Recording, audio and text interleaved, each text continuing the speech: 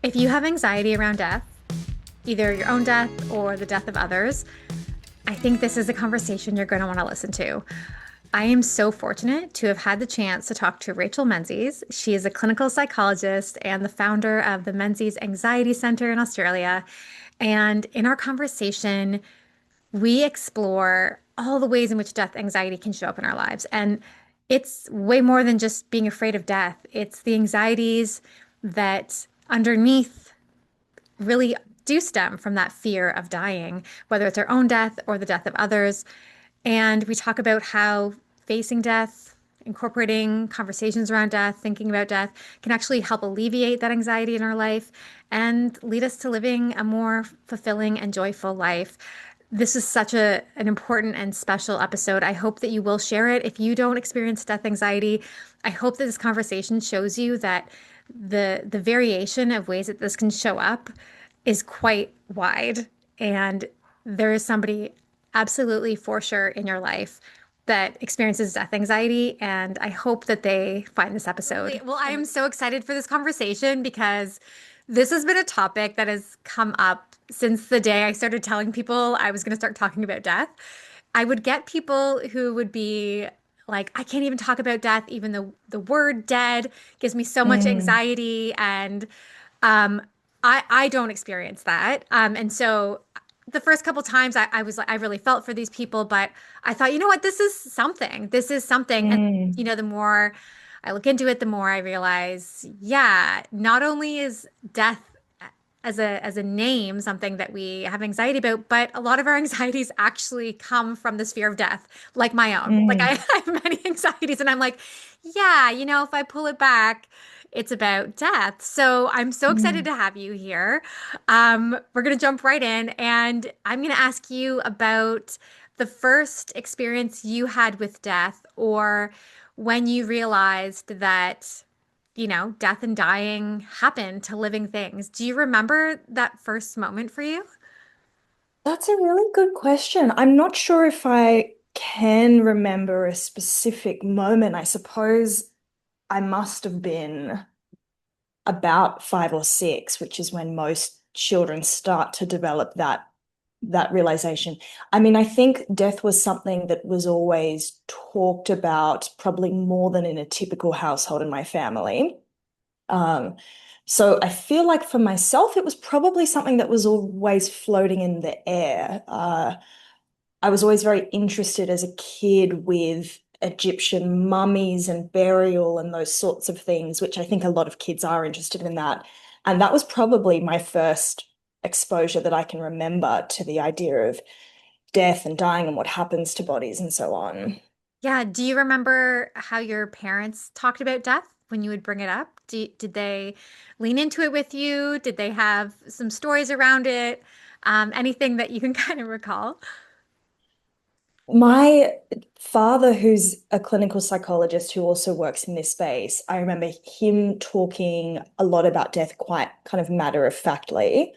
So it was never something I was made as a child to feel was taboo.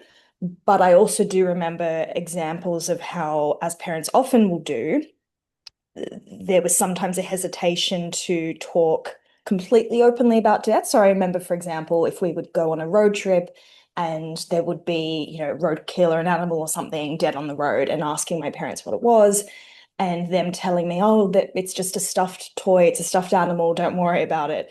So I think there was that kind of balance in my own childhood of being very interested and at some points it being something quite open, but also the normal tendency that a lot of parents have to not fully expose their kids to these things. Yeah. Because you have the insight, I'm going to ask you, how do we, from childhood to adolescence to adulthood, how does our perception of death change? How does it become a part of our experience and our identity? Yeah, it's a really good question. So we know from the research that the understanding of death is something that develops in stages. So by the time a child turns 10 on average, they have a complete understanding of death, meaning that they understand death is inevitable, that it happens to all living things, that it happens only to living things, and that it's irreversible, that the dead can't come back. and so on. So it's something that develops in these sort of stages of understanding one after the other. And then from the time a child is 10 onwards, they're forced to deal with the realization of what that means. So knowing that they will die, that their parents and teachers and friends will die. Um, and some people will be able to deal with that effectively. And for others, this will really become the key problem that they're facing for the rest of their life. Yeah. Um, I mean, there's probably so many different reasons why people develop these fears and anxieties around death. Is there any way you can kind of communicate how those develop? Do we know?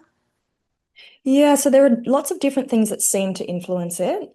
Uh, so one thing would be, as you touched on, how parents and family react to death. And so what do we learn about death from the people around us? So if I grew up, for example, with a parent who was incredibly anxious about danger, perhaps overprotective, or if I saw a parent respond very badly to death. So if they lost someone and they were completely breaking down and it really derailed them, that's going to teach a person that death is awful, horrific, catastrophic, something terrible. Uh, so seeing how family and caregivers respond is one thing that shapes a person's attitudes to death. Of course, temperament plays a role. Some people will just always have been a more anxious kid, a more anxious person, and that's going to play a role. Uh, Various other things about personality. We know, for example, that people who have higher self-esteem tend to be less troubled by death because they're more likely to have a feeling that I'm a meaningful person, my life has meaning, and so they're less likely to be bothered by the idea of life ending. So there are various different things. And of course, culture plays a big role too. If someone grows up in a culture where death is very much taboo and not talked about, they're going to have a very different attitude towards death compared to someone who grows up in a culture where death is very much a part and parcel of life. Hmm. Are there signs that you could recognize in your own children that maybe they don't have a healthy relationship with death? So my child is only one. So we will see, time will tell what kind of relationship she has with death. But for other parents who might be listening, there's a normal level of curiosity and fear around death. So it's not unusual for kids to be asking a lot of questions about death. But what might be a sign that it might warrant further, I guess, attention would be if a child is having a lot of nightmares about things related to death. So monsters, being kidnapped, something bad happening to mum or dad, a lot of anxiety about being separated from a parent, um, worries if they're talking about being worried that, what if mum's had a car accident? What if dad gets sick? That would be a sign that this would be something that's really troubling them. Hmm. Um, those would be some of the common signs in young people that this problem of fear of death could be something that warrants further discussion. And you mentioned, your dad would talk very matter-of-factly about death. Can you give examples of, Mm. of what that means? So that would mean things like being honest and frank and natural in the way we talk about death. And of course, that's going to depend on a parent's own religious beliefs around death, or lack thereof. But answering questions. So if a child asks, what happened to grandma, for instance, matter-of-fact conversation could look like saying, grandma has died. She's not with us anymore. She died because she got very sick and she was very old. Um, would you like to talk about grandma? Would you like to go? We can go and visit where grandma's body is. That sort of talk. And we know that that matter-of-fact way of talking around death tends to help children cope better with death and the dying process. Do we know a lot about how children experience death? Is this something that's been well researched, something that really needs a lot more work? How do you feel about that? It definitely needs a lot more work. We know some things, so we know that idea about how understanding death develops in stages in kids. We know that kids can fear death as young as age 3, so it's certainly not something kids are immune to. But we don't know a lot in terms of treatment and what things can help this fear beyond what I touched on about talking to kids in a really matter-of-fact way. I think one of the big barriers to this sort of research is that a lot of people are hesitant to do this research because the idea of talking about death with kids seems like something people don't want to do.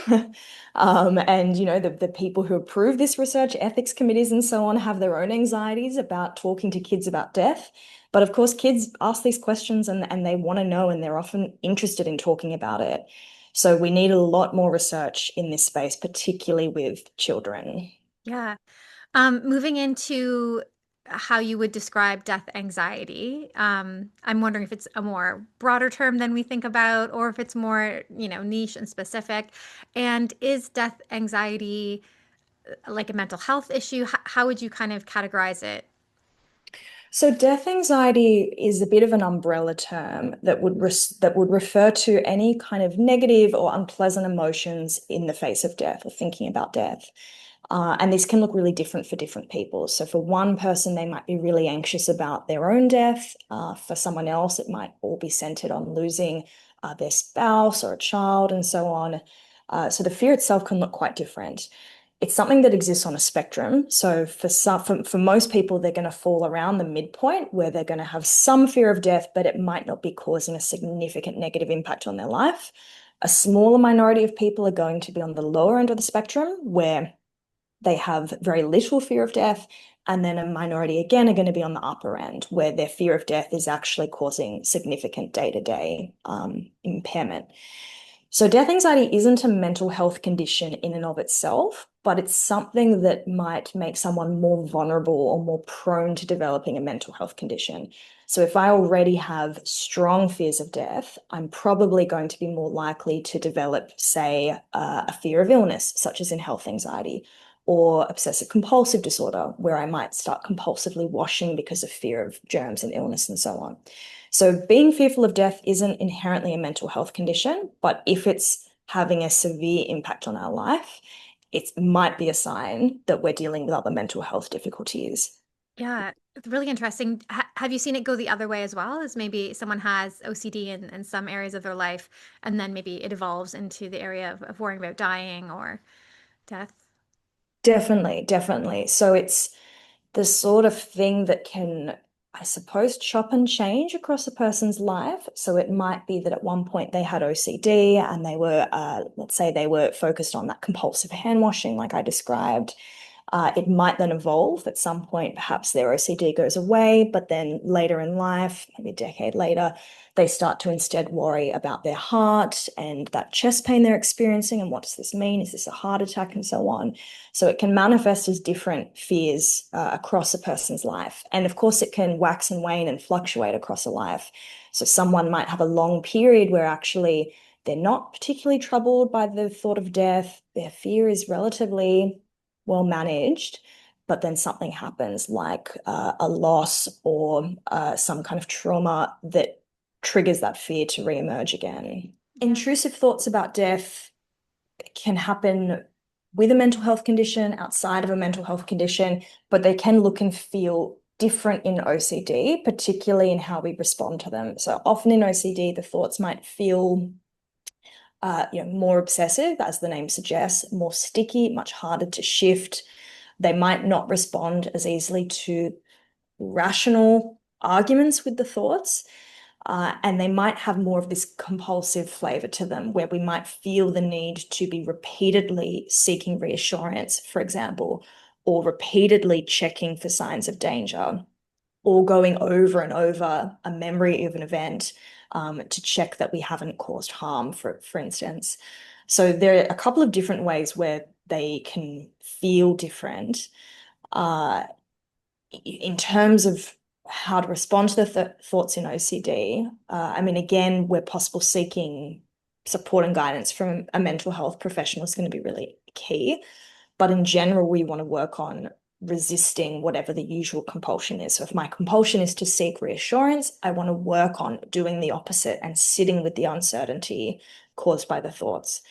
If my compulsion is to check that I've turned the stove on multiple times, I want to work on resisting that and again, sitting with the distress that's caused. So that would be some ways that the approach would be different in OCD, but by and large, the general approach is still very similar about working towards death acceptance and accepting death as a natural part of life again. Yeah. One of the things I want to offer listeners is, this knowledge that what their fear is not only theirs and that there's a wide Mm. range. In my own experience when I was younger, I was terrified of choking and dying. That Mm. was a very common thing. So even still sometimes if I'm out for dinner at something fancy, I'll be like, I can't, in my head, I'm like, I can't swallow. I'm going to die in front of all these people. I'd have a lot Mm. of fears of just dying in public. And when I've mentioned that to people, they've shared other things that have kind of been their secret about worrying about dying. If you're at liberty to share, do you have some other examples of fears that people have around death that are maybe specific, whether it's plane crashes, drowning, even just very specific that some of us might not have, just to show kind of the breadth of it all. Yeah, yeah. So it can be really varied. So fears of choking certainly can be one. Fears of sometimes people can become quite fixated on diet because they might have beliefs like eating certain foods might cause cancer or might cause cardiac problems and so on. Fears of developing sudden allergy unexpectedly as an adult could be another example. Of course, fears of car crashes, plane crashes, various illnesses, fears of just things happening around the house. So fears of asbestos poisoning or contamination, fears of household fire, fears of being attacked. So fears of going out into public places and being attacked, whether that's as an individual or a kind of larger scale, like mass attack. Those would be some examples of the breadth. Um, but it can be so varied. It could be really kind of almost magical or superstitious things as well. Fears of, in OCD, you'll often see people doing magical rituals to try and ward off death. So if I don't turn this light switch off 10 times, my loved one is going to die, for example. Or if I have a bad thought, someone could die. If I think something immoral or something that feels inappropriate, that could cause the death of someone else. So that would be quite common in OCD, this worry about causing death inadvertently, or even in aggressive obsessions, which is when people are troubled by unpleasant and unwanted images of harming someone. So it's very common, it would be very normal thought to be standing on a train platform, for example, and to have a thought like, what if I pushed that person next to me onto the platforms? This is a common intrusive thought that the vast majority of the population will have some kind of thought like that across their life. But in OCD, people are incredibly distressed by that because they fear they might actually act on it and kill that person. So the fear can be so varied, from kind of, I guess, practical threat like dying on a plane, all the way up to more kind of magical fears around what if thinking about death could cause it to happen. Mhm. Thank you so much. I relate to a lot of what you just said. And so I really Mm. believe that others will as well. Have you seen, so I'm not trying to make this a session for myself, but I remember especially when I was younger, I was afraid to go near high places because I had Mm. this imagination of jumping off and Mhm. not in the moment wanting to kill myself, but feeling this pull to almost like jump off of a high thing. Is that also something you see where people have anxieties around um, unintentionally, causing themselves harm or leading to their own death? Yes, yes, definitely. So it could be worried that you will throw yourself off, either deliberately throw yourself off or accidentally fall from a height. Sometimes people will also worry about what if I become suicidal or what if I'm secretly suicidal? And these are not people who are suicidal, but the fear of death is so great that they fear, what if one day I Yeah. became suicidal and what would that mean? Yeah. So all kinds of different uh, fears can come up in this area. The mind can be very creative with the various ways it tells us we might end up dying. Yeah. And so how did you find yourself in this specific work? And can you share some stories of hope and, how people have navigated these very probably crippling fears? Yes, so I found myself in this work when I was doing my psychology degree, and I was doing a combined degree of ancient history and psychology. And so in ancient history, I was learning a lot about different cultural responses to death across history. And death was just emerging as a theme in a lot of the things I was learning about, whether it was reading ancient literature, looking at ancient mythology, and so on. Death seemed to be this common thread in all of these different cultures, different time points. And then, of course, in my psychology degree, I was learning a lot about anxiety and the common things that people were fearing. My father, who I mentioned, who's a clinical psychologist, he and I were talking about what I was learning in his clinical experience. And we started to develop this view that actually fears of death might be underlying a lot of the common mental health challenges. And so we started to do some research and writing on that topic back then. And that's now, of course, become the focus of my work. And so, both as a researcher here at the University of Sydney and as director of the Menzies Anxiety Center, where we focus on offering treatment for this fear, uh, we work with various people who have dealt with this fear. And so, there is hope. We know from the research and from clinical experience that there are treatments which can significantly reduce this fear. So I've worked with many patients where we've been able to together get to a point where their fear is having less of an impact on their life. It might not be the case that it ever completely goes away, because there's an element of this fear that is really wired into us as humans and can actually be helpful in small doses. But getting to a point where the fear is having less of an impact on them, or perhaps it's coming up less frequently, or the distress it's causing is smaller than it was pre-treatment. This is certainly something that's possible with time and with the right therapeutic approach. Yeah, I think what you're doing is so incredible. Um, Thank you. so yeah, if anyone's listening and they have, teenagers, partners, friends, that are going through something like this, and maybe they're not yet ready for the support to come in, are there phrases, strategies, anything someone can do from home or as a support person to kind of help someone in one of these states or experiences? So if you're trying to support someone with this fear, I think laying the groundwork so that the person knows they have someone to talk to about it is often a really key step. So being able and willing to have some of these open conversations about death. We know that facing reminders of death, discussing it openly, facing that fear and so on is one of the keys to overcoming this fear. And so being willing where possible to have conversations about death, how you feel about it, your beliefs and thoughts about around death and so on. That's a really key part of this process. And of course, we're relevant and we're helpful, encouraging them to seek professional support, and to seek professional support from, I suppose, the right kind of professional. So not all clinicians are going to have been trained in this area. So specifically seeking out people who have been or who have expertise in anxiety more generally. Yeah. Um, Ernest Becker's book, Denial of Death. You just wrote a book with your dad. I think he was part of it as well on Mortal. Mm. How valuable do you think it is for us as humans to acknowledge that we will die? Do you think that that changes our lived experiences, helps us with our anxieties? You did touch a little bit just on that now, but the premise, the idea is that we are all living this storyline as though death is not there, and that the Mm.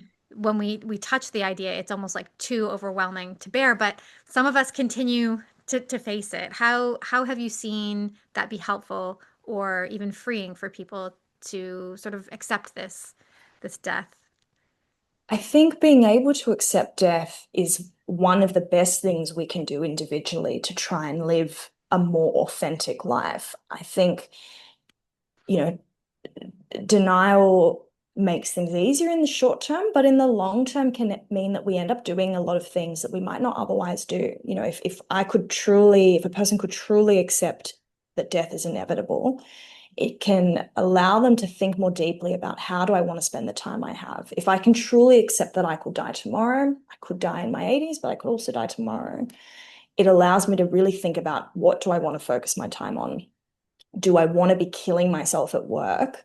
Um, if that's not something that actually feels that meaningful or authentic to me, are there activities or relationships that I would rather invest my time and energy in if I could accept the fact that this could all end any day now, and that the lives of my loved ones could end any day now? So by accepting that this all will end, it allows us to really think more meaningfully about our choices. A lot of what Ernest Becker's work and the psychologists who extended it, who founded terror management theory, which is this social psychological theory that tests and demonstrates evidence for Becker's ideas. All of that work shows us that one of the ways humans grapple with this fear is by trying to live in line with what our culture or subculture values. So if I live in a culture that really values financial success, financial achievement, then unconsciously, one way I might try and protect myself from the fear of death is by living in line with that, trying to earn a lot of money, trying to live in a nice house on a nice street with lots of shiny gadgets and so on. But if we can actually accept death, it allows us to think about what are the things that I might only be doing or partly be doing to mitigate this fear versus what are the things that I think I would be doing anyway. And that's really the key to living a more authentic life. You have explored other cultures and the ways in which they interact with death and dying and loss and Mm. grief.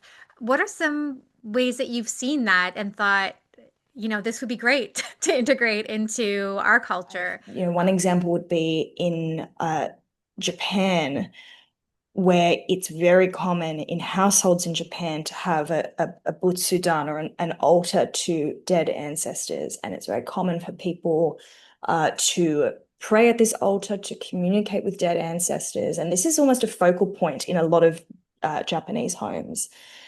So this idea of maintaining a continuing bond to the dead through having them really as still a part of our lives is really consistent with a lot of the research on how people cope with death effectively and bereavement and so on. In Japan, there's also a lot of involvement with the I guess after.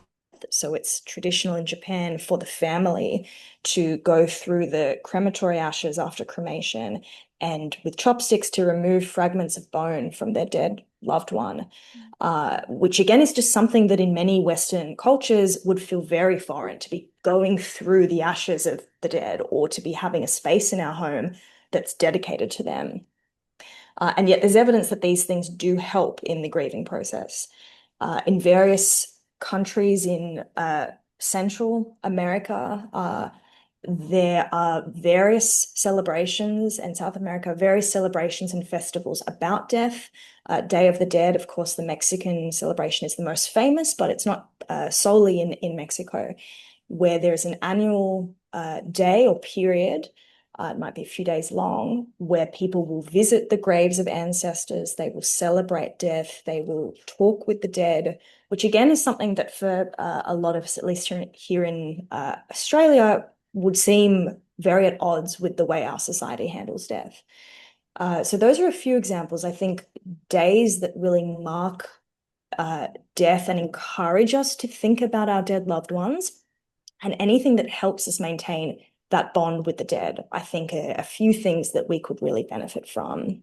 Yeah, that makes me think of, people who have lost someone and maybe they pray to them, they talk to them. Have you seen religion at all kind of play into our coping with death anxiety, any sort of like reassurance about our experience with death? Yeah. So religion has a really interesting and somewhat surprising relationship with death anxiety. So certainly for some people, religion can be incredibly helpful, and the reassurance that I will see my loved one in the afterlife can, of course, be incredibly reassuring.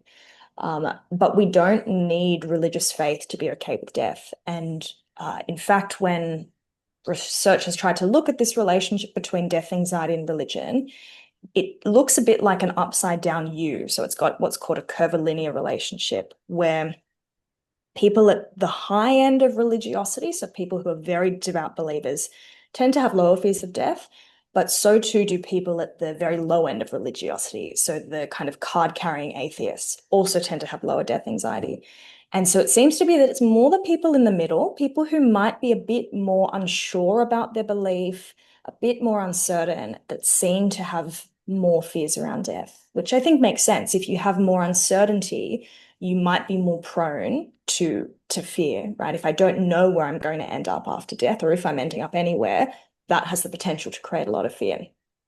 So we don't need, a person doesn't need religious faith to be okay with death, although in some cases it can be helpful. It really comes down to an individual's own beliefs around death. So it can be very variable. Yes. So certainly for some people, spirituality can be really key, and it can look very different. That could look like meditation practice. It could look like doing things that connect you with nature or a spiritual community. It could be reading spiritual or spiritually oriented writings or going to talks and so on. And so for some people, that can be very helpful. This feeling of being connected to something, whether it's connected to the universe, to nature, even if it's not a kind of higher power or God per se, can be quite helpful. But again, I wouldn't say it's necessary. You know, if someone feels no spiritual inclination, far better to go with what authentically works for you than to chase a strategy that just doesn't feel in line with yourself and your values. Do you have any thoughts around community and the importance of feeling connected outside of yourself as it relates to death Mhm. anxiety? Yes. So community in general, we know is incredibly important for mental health. In some of the longest running studies on human happiness, the quality of relationships has consistently been shown to be one of the strongest predictors of both physical and mental health. So we know generally community is essential for mental health. And it seems to be very helpful with death anxiety too. So we know that people who have greater social support, who have more secure attachment styles where they feel they can confidently rely on people, but they also feel comfortable being independent from other people. These people tend to cope better with death, both when they're healthy and also in the final stages of life.